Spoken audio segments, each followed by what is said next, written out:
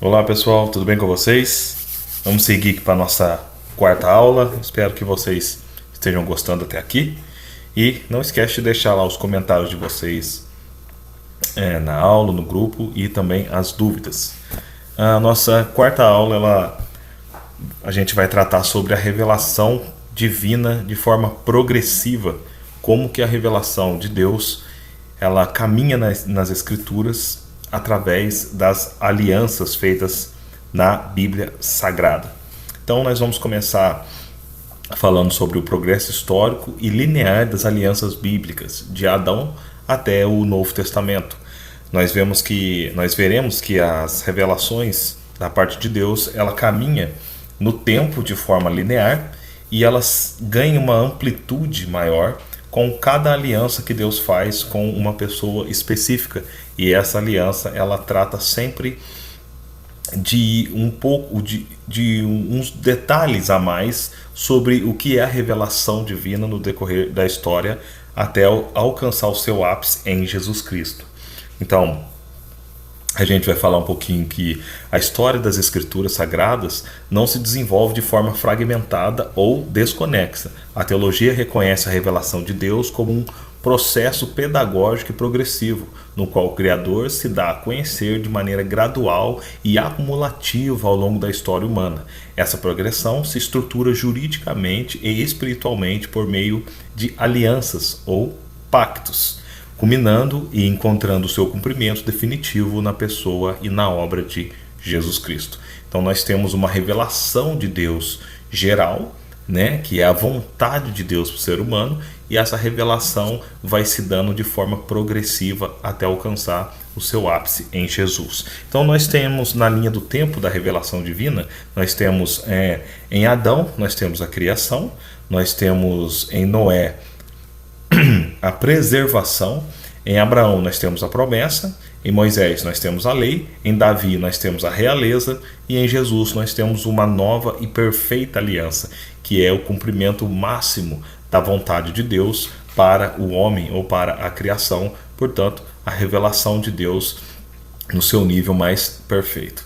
Eu quero começar com vocês a partir dessa aliança, como a Bíblia ela caminha na Escritura. Então nós vamos começar com a aliança na criação, que chama aliança adâmica. E aonde acontece isso? É no primeiro livro da Bíblia, que é o Gênesis, né? Nós temos aqui o livro, né, o começo, que é ali a palavrinha hebraica para a palavra, né, o começo, ou no princípio, é Bereshit, significa primeiro, começo, melhor, né? Significa que o começo, o princípio da criação, onde Deus começa a revelar a sua vontade à humanidade. Nós temos ali a história bíblica de Adão e Eva. Então, como que começa essa revelação divina? Através de Adão, né? Embora o termo técnico aliança não seja explicitamente empregado nos primeiros capítulos de Gênesis, a estrutura essencial de um pacto soberano está plenamente configurada na criação. É o ponto de partida da relação de Deus com a humanidade. Então, quando Deus ele cria o homem, né, ou a humanidade, ele cria a humanidade para se relacionar com ela. E nesse processo de relacionamento é onde Deus se dá a conhecer. E aí são os primeiros passos para a gente entender a vontade de Deus a partir da revelação de quem Ele é. Então Deus se dá a conhecer a humanidade a partir da sua criação. É como o apóstolo Paulo diz, que os atributos invisíveis de Deus claramente se veem por meio das coisas que foram criadas. Isso é, o seu eterno poder, a sua divindade e etc. Amém? Então, qual que é o contexto dessa primeira aliança, da aliança adâmica? Deus estabelece o ser humano à sua imagem e semelhança, conferindo-lhe dignidade e colocando ele em um ambiente de perfeita harmonia, né? Um ambiente perfeito e harmônico. Então, o primeiro processo da revelação divina é que Deus quer mostrar para nós que um dos aspectos da sua vontade é comunhão e a harmonia, onde o ser humano ele esteja integrado com a criação e consigo mesmo, com o seu próximo e com o Criador. Essa é a ideia. A ideia de Deus, a partir da sua revelação, é que o homem esteja integrado com o todo, um ser totalmente integrado consigo mesmo, com o seu próximo, com a criação e com Deus. E nós vemos que o pecado, ele quebra essa conexão, e a partir daí o homem se torna um ser desintegrado, ele se afasta então do plano original de Deus por causa do pecado, e a revelação de Deus agora começa a ser dada progressivamente. Quais eram os termos desse primeiro ponto de revelação, né? O Criador outorga provisão abundante e comunhão íntima, mas exige obediência. O símbolo dessa submissão era a restrição de comer da árvore do conhecimento do bem e do mal. Então, toda a revelação divina, ela tem como propósito transmitir o caráter e a bondade de Deus, mas também trazer uma limitação ao ser humano que o protege e o possa resguardar do pecado. Então, Deus, ele criou o homem para ser livre e se relacionar com ele, portanto, conhecer Deus através da criação e do ambiente perfeito e harmônico, mas para que isso acontecesse, Deus coloca o limite. Deus exige que o homem se relacione com ele com uma comunhão íntima em obediência. Por isso ele restringe ali o Adão e Eva comer do fruto do conhecimento, né, daquela árvore, do fruto do conhecimento do bem e do mal. Então toda a revelação de Deus, ela tem uma exigência humana para que Deus então se revele de forma clara e precisa ao ser humano. Quando o ser humano ele quebra essa obediência, ele deixa de obedecer esses critérios que Deus impõe, ele não consegue acessar aquilo que Deus é de forma clara e objetiva, porque toda vez que nós quebramos a aliança ou o pacto com Deus, nós perdemos essa revelação que cresce na caminhada quando a gente caminha em obediência ao nosso Criador. Então os termos eram esses. Aí nós temos depois o progresso histórico de tudo isso, né? Que é o homem, ele falha através da desobediência, que nós chamamos ali na teologia de a queda da humanidade, que é esse processo de desobediência, introduzindo o pecado e a corrupção no mundo. Todavia, imediatamente após o julgamento, Deus introduz a primeira promessa de redenção histórica, conhecido como o proto-evangelho, né, que aponta para um descendente da mulher que triunfaria definitivamente sobre a serpente.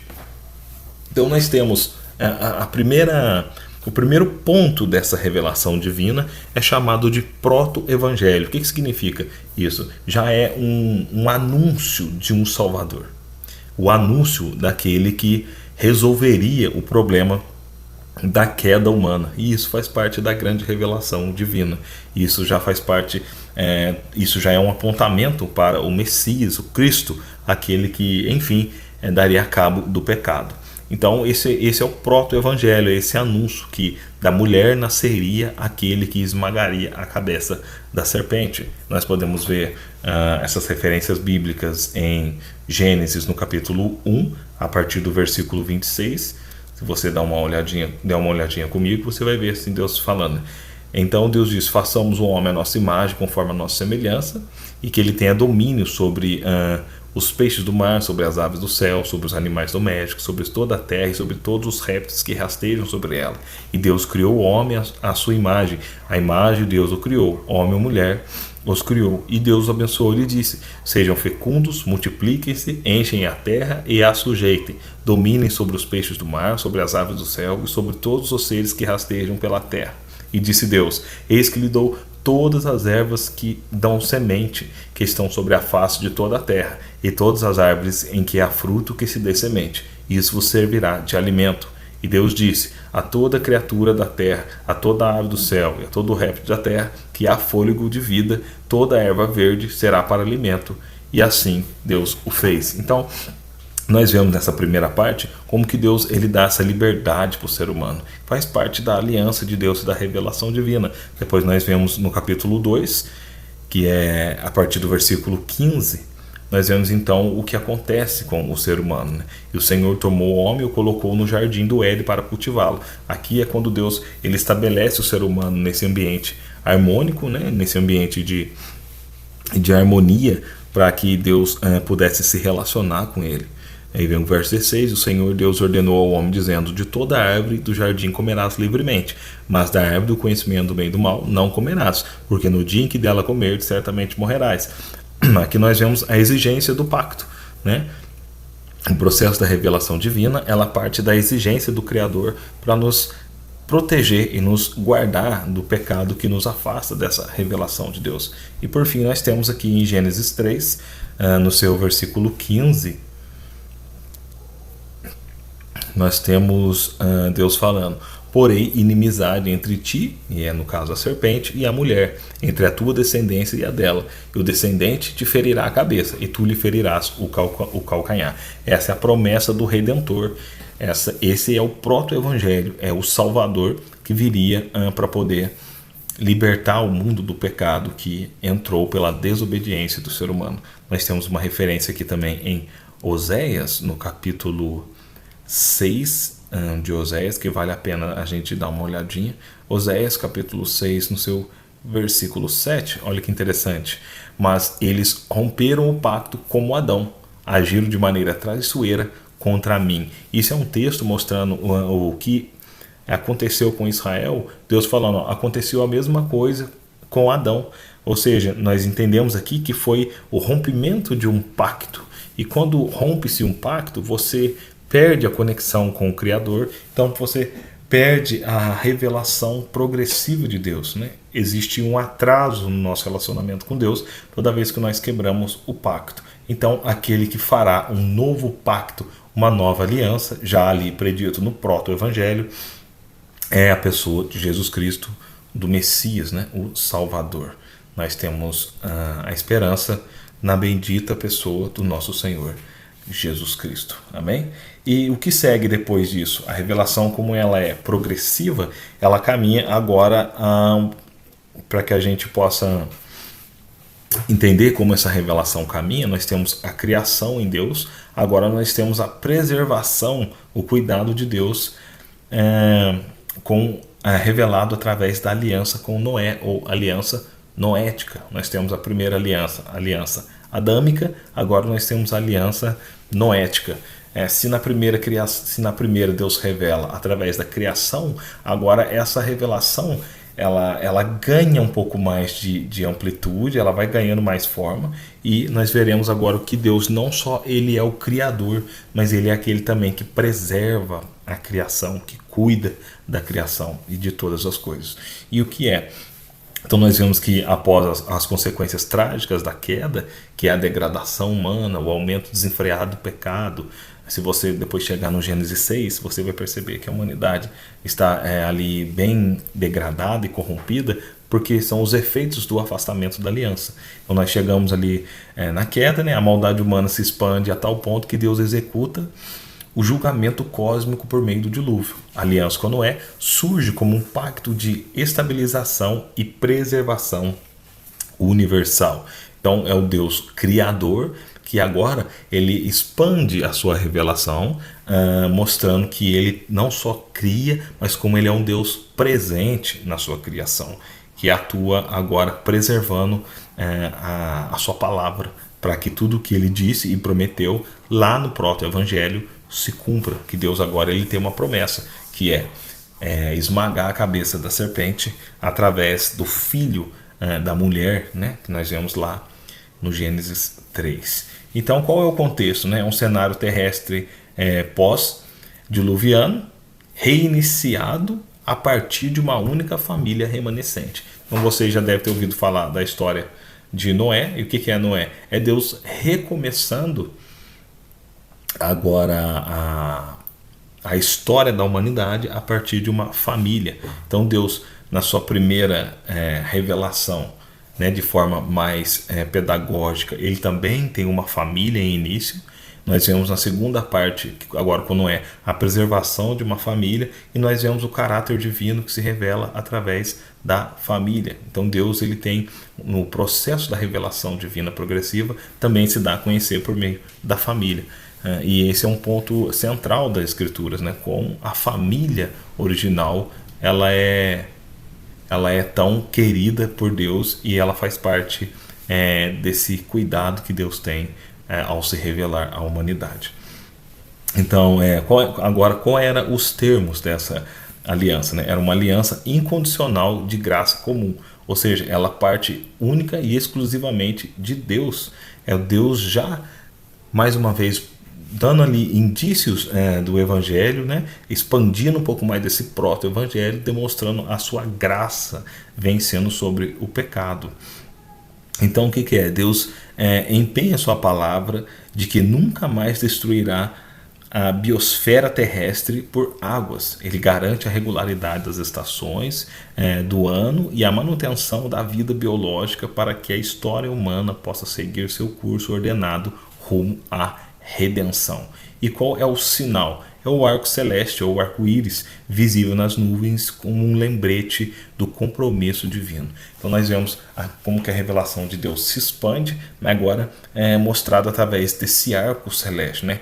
Através desse arco que representa o sinal de que Deus ele não mais destruiria a terra daquela forma, porque agora ele tem em Noé uma representação de uma família escolhida por ele para que a sua revelação agora ganhasse corpo e caminhasse de forma linear na história até Jesus. Nós temos ali as referências bíblicas, Gênesis 6:18, onde a humanidade ficou toda corrompida por causa da queda de Adão do pacto que foi quebrado, e nós temos então em Gênesis 9, a partir do versículo 8, ali Deus fazendo essa aliança com Noé através desse sinal celeste. Ou seja, o sinal celeste já é mais um símbolo que incorpora essa revelação progressiva de Deus na humanidade.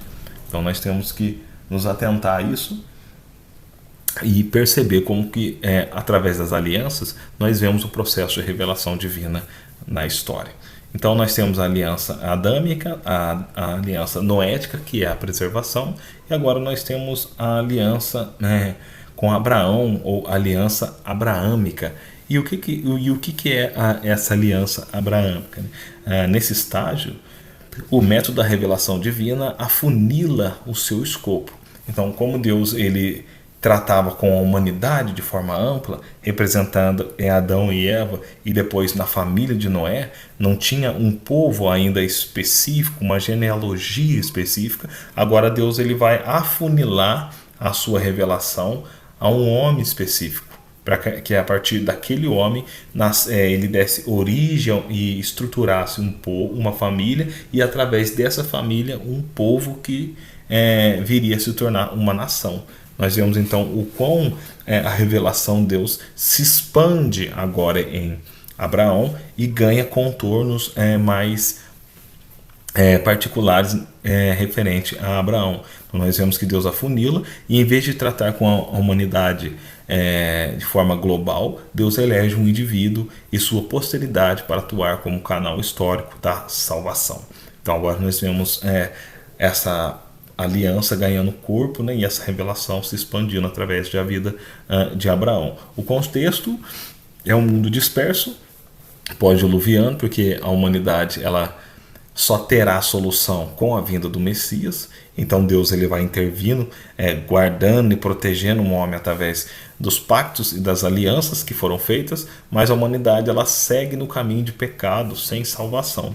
Então, quando chega ali no contexto de Abraão, era um mundo disperso, fragmentado e imerso na idolatria generalizada após os eventos da Torre de Babel.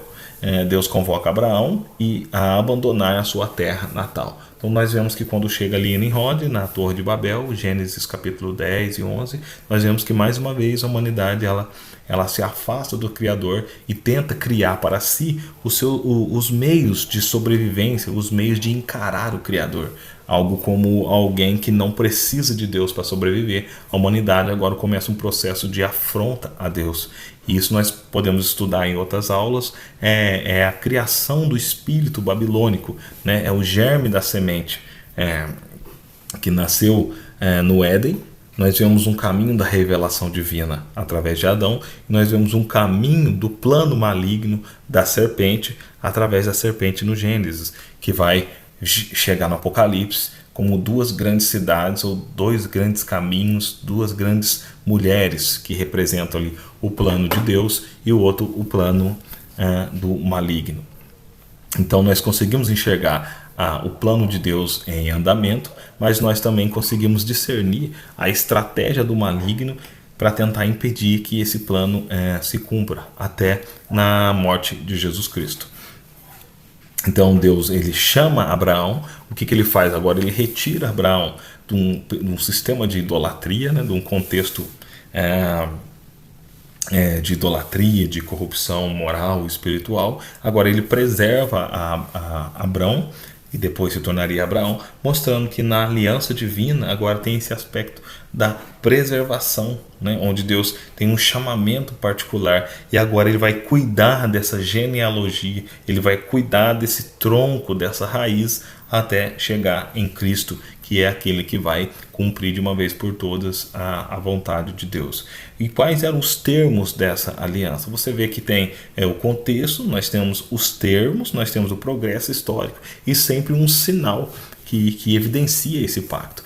Os termos é uma promessa tríplice e incondicional que abrange a concessão de uma descendência incalculável, uma terra geográfica de herança, que no caso seria Canaã, e a bênção de que por meio dela todas as famílias da terra seriam abençoadas. Então esses são os termos. Deus chama Abraão e faz uma promessa incondicional, ou seja, Deus não depende de Abraão. Mais uma vez aqui o evangelho e a graça de Deus sendo demonstrada como a graça do Deus soberano e maravilhoso que nós enxergamos em Jesus Cristo, o Senhor da graça, aquele que derrama a sua misericórdia infinitamente sobre nós. Nós já vemos então, podemos ali contemplar o evangelho através das alianças de Deus com a humanidade e com agora um povo específico.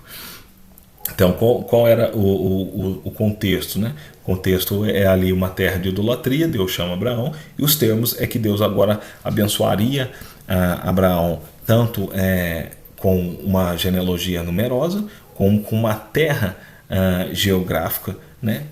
E por meio de uma família abençoada também, de onde viria agora a linhagem do Messias. Nós temos o progresso histórico, que este pacto é basilar para toda a teologia bíblica, determinando a formação de Israel como a nação guardiã das promessas e portadora da linhagem do futuro Messias. Então é em Abraão que Deus separa um homem, uma família, e a partir dessa família agora vai criar um povo com o propósito de ser reino e sacerdotes.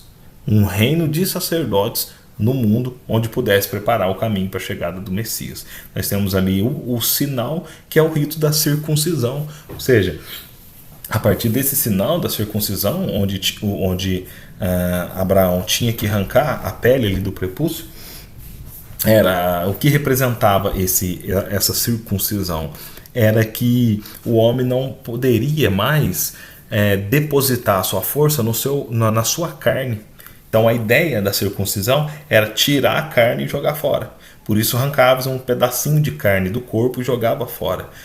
Aquele pacto, aquilo simbolizava que o homem ele não pode depender da sua carne, ele não pode depender da sua força. Mas agora a circuncisão representa que ele é alguém que jogou a sua carne fora para dar lugar ao Criador, a espiritualidade vindo do Deus Criador, para que esse Deus agora pudesse vencer a natureza humana, que é responsável até aqui pelo afastamento e pela queda do homem, e então pela fragmentação da revelação divina. Nós temos ali então todos esses cenários que eu falei. Você pode encontrar as referências bíblicas em Gênesis 12, de 1 a 3, Gênesis 15, de 1 a 21, Gênesis 17, de 1 a 14, e depois você pode também ir em Gálatas 3:16, que você vai ver isso muito bem, esse aspecto de como Deus ele age em Abraão, representando então ali que ele teria, que em Abraão seria bendito todas as famílias da terra. Depois nós vemos também que esse pacto se torna basilar, porque Jesus viria de Abraão a partir dessa genealogia, e dessa nação. E nós vemos também a promessa agora o rito da circuncisão como representante desse pacto de Deus e de mais um aspecto dessa revelação que acompanha o homem progressivamente. Aí nós temos também a aliança com Moisés, né? Ou aliança mosaica ou aliança do Sinai. Então nós temos a aliança mosaica ou aliança do Sinai, que você percebe que ela vai ganhando amplitude. A revelação de Deus, que é progressiva, ela ganha cada vez mais corpo. Ela vai ganhando símbolos, vai ganhando estrutura, ela vai ganhando forma até chegar em Jesus Cristo, que é o corpo perfeito dessa aliança. E através das alianças, nós conseguimos então conhecer o plano divino através da sua revelação ao homem. Então nós temos a aliança com Moisés, ou a aliança mosaica, ou também a aliança do Sinai. Se na aliança abraâmica Deus fundamentou uma família patriarcal, na aliança mosaica ele transforma os descendentes dessa família, outrora escravizados, em uma nação teocrática. Então em Abraão vem Isaac, Jacó, de Jacó os 12 filhos, que futuramente dariam ali então origem às 12 tribos que formariam a nação de Israel, né?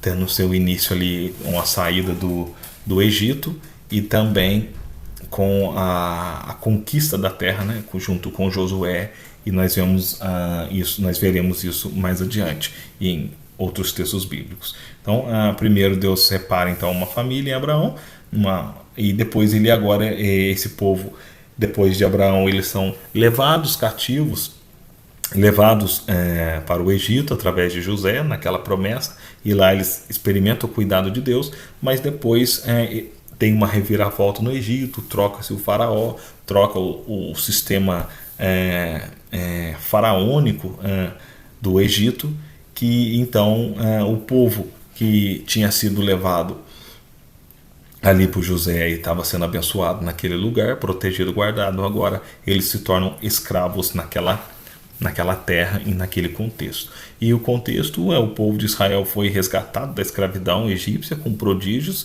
e encontra-se reunindo diante da majestade divina agora no Monte Sinai. Então, a partir do momento que aquele povo é levado, tirado do Egito, né, passando ali por aquele episódio da abertura do Mar Vermelho, pelo episódio das 10 pragas, partindo por tudo aquilo, nós vemos então Deus agora mais uma vez intervindo na humanidade com um braço forte, com mão poderosa, para poder salvaguardar o seu povo, porque através desse povo viria o Messias. Percebe que a revelação de Deus tem como alvo o Messias, né? E então Deus trabalha na história, intervém na história para que a vinda do Messias seja garantida, porque somente ele seria capaz de aniquilar ou de esmagar a cabeça da serpente, que faz com que o homem se afaste daquilo que Deus planejou inicialmente. E quais eram os termos então? Trata-se de um pacto marcadamente condicional. Agora nós vemos que os outros pactos anteriores é incondicional, onde Deus age exclusivamente por sua graça, mas nesse pacto do Sinai, Deus estabelece agora a lei, ele põe uma condição. Assim como ele fez no Gênesis, agora ele coloca também em Moisés uma condição, né? Onde ele diz, se ouvirdes a minha voz e guardardes a minha aliança, que no caso é o texto que vai dar base para essa condição, né? Aí Deus entrega a lei moral dos 10 mandamentos a Moisés, junto a estatutos civis e cerimoniais que demarcam a santidade exigida do povo. São previstas bênçãos para a obediência e maldições severas para a quebra do pacto. Então, o que Deus faz agora no aspecto da revelação, quando ele entrega a lei à humanidade? A lei agora ela serve para poder espelhar o pecado no homem, né? Depois disso, Paulo vai dizer que o propósito da lei era mostrar que o pecado era excessivamente maligno. Então nós vemos que toda vez que Deus ele restringe algo, ele coloca uma lei proibindo algo, é que aquela proibição ela vai evidenciar em nós que o fato de eu descumprir aquela regra mostra o quão maligno é a minha carne e o quão prejudicial é o aspecto da serpente que existe em mim, da desobediência humana, que faz com que eu quebre o pacto de Deus, onde eu possa ali então conhecê-lo e experimentar a sua graça e a sua vontade. Nós temos o progresso histórico disso, que é a lei, ela expõe a total incapacidade humana de alcançar a retidão por esforço próprio, atuando como um espelho do pecado e conduzindo a necessidade absoluta de um sistema sacrificial e em uma última análise de um redentor perfeito. Então nós vemos agora que a aliança mosaica ela ganha um corpo específico, trazendo a consciência humana de então que para que ela seja salva daquilo que a corrompe, daquilo que faz com que ela quebre os pactos sempre, ela precisa agora de um sacrifício. Um sacrifício precisa ser feito para que então o homem ele possa ser liberto da sua condição de escravidão e para a sua condição de pecador, né? Mais uma vez, as alianças de Deus apontam através da sua revelação progressiva a esperança de um Messias ou a esperança de um Salvador que possa libertar o homem agora através de um sacrifício, mais um corpo, mais uma estrutura, mais mais um ponto que compõe o campo de revelação e de símbolos que compõem então a revelação divina através do tempo. Nós temos o sinal, que é a guarda do sábado, e a aspersão do sangue sacrificial sobre o altar e sobre o povo, mostrando agora que o povo tem que dedicar um dia a Deus de adoração, ou seja, a lei tenta trazer à consciência humana a ideia de culto e de adoração, de serviço a Deus, e também que o homem precisa agora que o sangue de um inocente seja derramado, ou seja, uma vida fosse entregue para que a vontade de Deus fosse plenamente cumprida e satisfeita com relação à humanidade. Então nós temos ali o Êxodo 19, 3:8, o Êxodo 20, 1:17, Êxodo 24, 3:8. Depois nós temos também Gálatas 3:24, onde nós tratamos de todo esse aspecto da aliança mosaica, do seu progresso histórico, o sinal e também dos termos dessa aliança de Deus para com o homem. Se obedecerdes, bênção; se não obedecer, maldição. Não é que Deus amaldiçoaria o ser humano, mas é que o próprio homem atrairia sobre si maldições decorrente do afastamento e da quebra da aliança de Deus, como já havia acontecido com Adão, com Noé e com tantos outros povos e acontecimentos do decorrer da história com Israel e tantos mais que nós veremos mais adiante. Então nós chegamos aqui no quinto pacto, ou na quinta aliança, que é a aliança com Davi, ou seja, a aliança davídica. E o que é isso? É estabelecido o povo em uma terra sob a égide da lei. Deus institui a linhagem dinástica que prefigurará a administração do reino de Deus. Então agora nós veremos que esse povo ele ganha um lugar, uma região, uma terra, e quando ele sai do Egito eles vão até o Sinai, do Sinai depois eles rumam até Canaã, depois que eles chegam até a Canaã e tem aquelas lutas, aquelas guerras, até que enfim eles conseguem ali tomar posse por pouco tempo daquela terra que emana leite e mel, onde então vem Israel. Agora ele se fixa num lugar como nação, como povo escolhido, como nação teocrática, onde Deus está no centro. Eles têm uma lei que vai ali guiar e nortear os usos e costumes daquele povo, como Deus tentando proteger a santidade daquela nação de onde viria o Messias. E agora nós temos também o tempo, nós temos também agora essa nação estruturada em volta de um rei, que é o rei Davi, de onde vem a aliança davídica. É claro que aqui eu estou tratando com vocês somente as alianças, não vou entrar em outros termos por enquanto, que envolve tudo isso, mas eu quero só dar um panorama linear das alianças bíblicas, onde Deus revela a sua vontade de forma progressiva. Ele vai dando cada vez mais ao homem. À medida que a humanidade evolui no tempo, no conhecimento, na tecnologia e no entendimento da criação, Deus agora ele se debruça e se derrama um pouco mais ao homem, para que o homem, à medida que o seu conhecimento avança, Deus ele continua agora, ele abre mais aspectos da sua revelação e derrama mais um pouco dessa graça ao homem. Então agora Israel chega no seu ponto máximo com Davi, né, de estruturação, onde Deus fixa uma lei, institui uma linhagem dinástica que prefigurará então a administração do reino de Deus. Então nós já percebemos que a vontade de Deus é que um rei domine através de um reino sobre a humanidade, e nós veremos isso em Jesus, o rei maior, através do reino dos céus, cuidando agora da criação divina. E nós temos agora o contexto, né?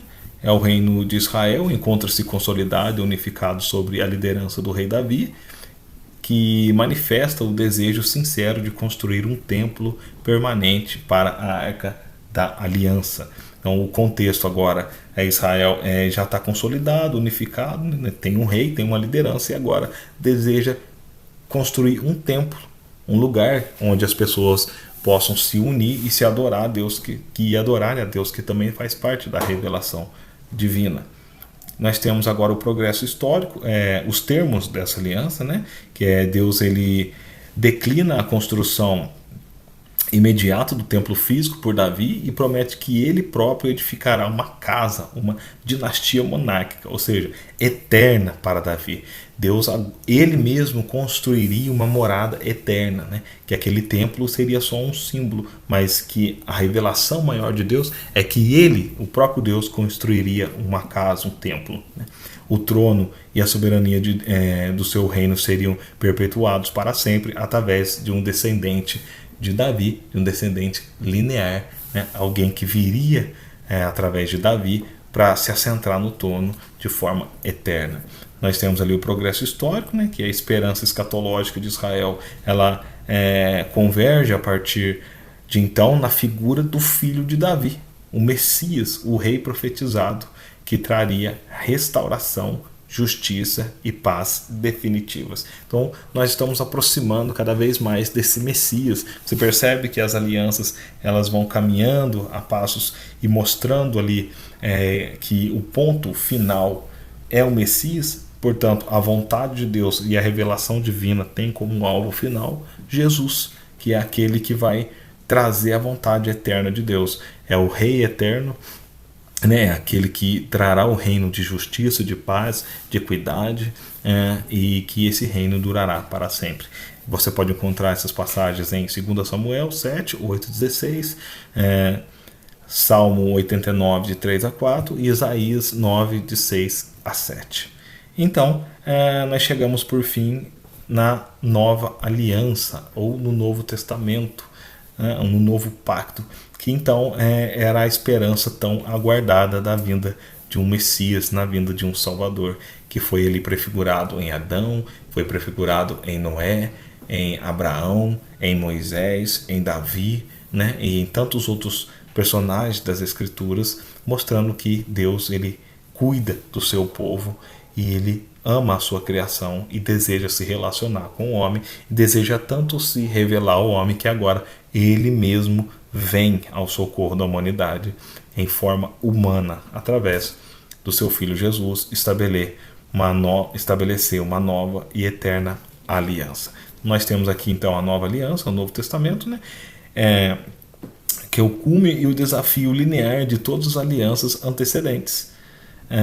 Diante do histórico fracasso do ser humano em cumprir os mandamentos da aliança mosaica, os profetas anunciaram antecipadamente uma intervenção radical e definitiva por parte de Deus. E qual era o contexto? O contexto, Jesus Cristo ele celebra a Páscoa, né, a última ceia, com seus apóstolos, na véspera da sua crucificação e consumação sacrificial no Calvário. Então, agora essa aliança ganha o aspecto final em Cristo, como cumpridor da lei, né? É aquele que ele cuida da criação em Adão, ele cuida, ele preserva a criação em Noé, ele preserva um povo escolhido, que agora é a igreja, em Abraão, depois ele preserva o seu reino, estabelece um reino eterno que está em Davi, e agora ele cumpre a aliança de Moisés cabalmente, exigindo então a vontade de Deus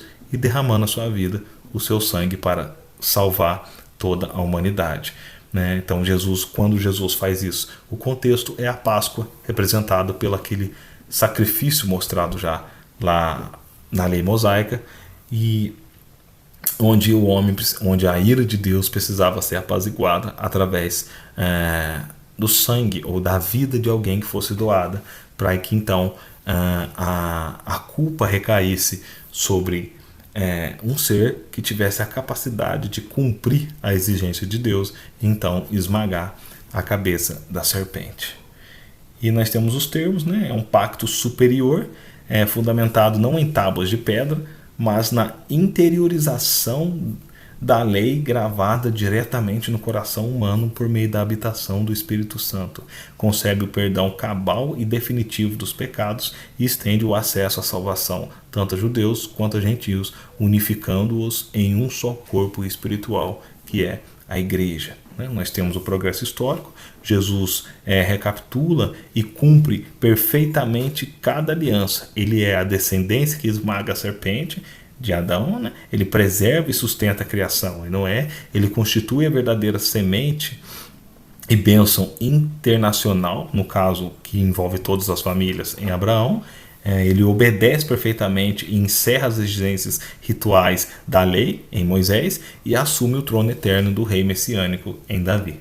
E o sinal é a ceia do Senhor, o pão e o vinho, que simboliza a partilha do corpo partido e o seu sangue derramado. Glória a Deus. Nós encontramos então o perfeito cumprimento da vontade de Deus até chegar no Messias, Jesus Cristo, no qual trouxe então, cumpriu cabalmente toda a revelação divina, e agora tudo que nós precisamos saber sobre Deus para nos relacionarmos com Ele, nós encontramos na pessoa de Jesus Cristo, que foi anunciado através desses símbolos, dessas pessoas, desses pactos, através dos profetas, e depois os apóstolos, cheios do Espírito Santo, também continuaram testemunhando sobre Jesus, que é o alvo maior da revelação divina. Nós temos ali como referências dessa nova aliança Jeremias, 31 a 34, que é a promessa profética, Lucas 22 a 20, Hebreus 8, versículo 6 a 13 e Hebreus 9, versículo 15.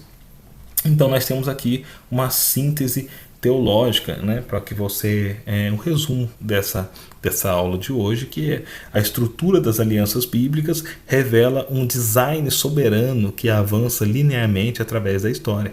Deus cria a humanidade para a comunhão em Adão, ele preserva a ordem cósmica após o juízo em Noé, ele separa uma linhagem de promessa em Abraão, ele instrumentaliza a justiça e acentua a carência de um salvador por meio da lei em Moisés, ele define o padrão monárquico e eterno na redenção em Davi e executa cabalmente a salvação na história através da encarnação e sacrifício de Jesus Cristo na nova aliança. A Escritura, portanto, desdobra-se não como um compêndio de narrativas isoladas, mas como a crônica de um único e infalível plano redentor. Ou seja, Deus tem um plano e Ele revelou esse plano para nós progressivamente, através do tempo, através dos pactos, das alianças, até que ganhasse a sua plenitude na pessoa de Jesus Cristo. Amém?